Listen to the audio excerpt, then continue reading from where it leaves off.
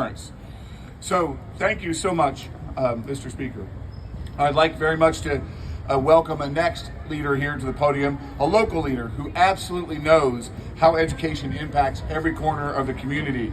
Please welcome Mayor Cindy Bryan of New Hebron, Mississippi, here to share how educational freedom can transform not just individual lives, but actually entire towns.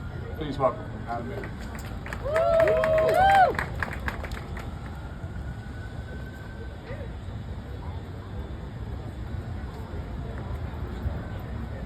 Good morning.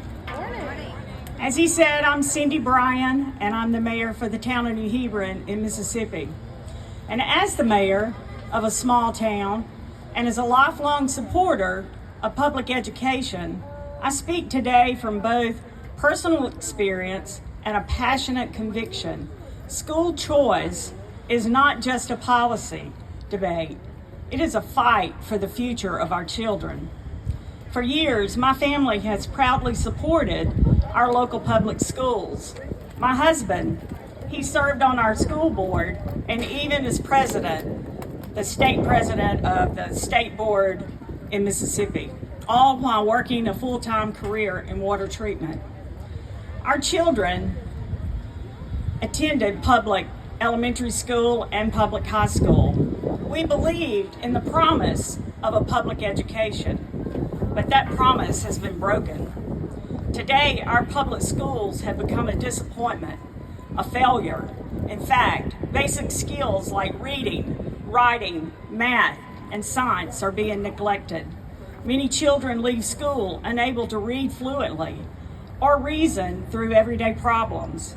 And for working families, those who can't afford private school, there are no other options. That is not equity. That is an injustice. That is why I support school choice.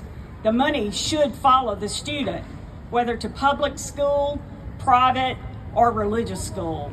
When parents are given real options, schools compete and quality rises. We've all heard that cream rises to the top, right? Education should serve families, not systems. It should be accountable, just like any business that exists that meets the needs of a community. Right now, the U.S. Supreme Court is hearing Oklahoma versus statewide virtual charter school board. This case involves St. Isidore of Seville Catholic Virtual School, which was denied a charter simply because of its faith. But the Constitution is clear. When the government opens a public program, it cannot exclude religious groups. Religious schools deserve the same opportunity to serve students. We must return the power to where it belongs, to parents, to local communities, and yes, back to God. Because without a moral foundation, education fails. Psychologists tell us the root of violence and abuse and crime is the loss of moral integrity in our society.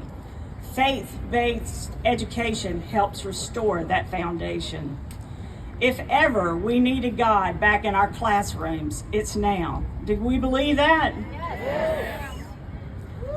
I don't accept the narrative that parents aren't capable of making wise choices. We know our children. We understand their needs, and we will fight for the right to choose the education that fits them best. Let's stand for educational freedom. Let's stand for religious liberty. And above all, let's stand for our children's future. Thank y'all. Thank you.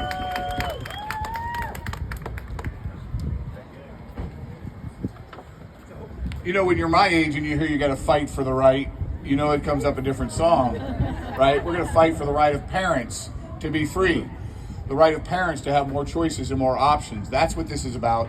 What you've been hearing today is not about anything but families trusting parents. This isn't about money. It isn't about anything but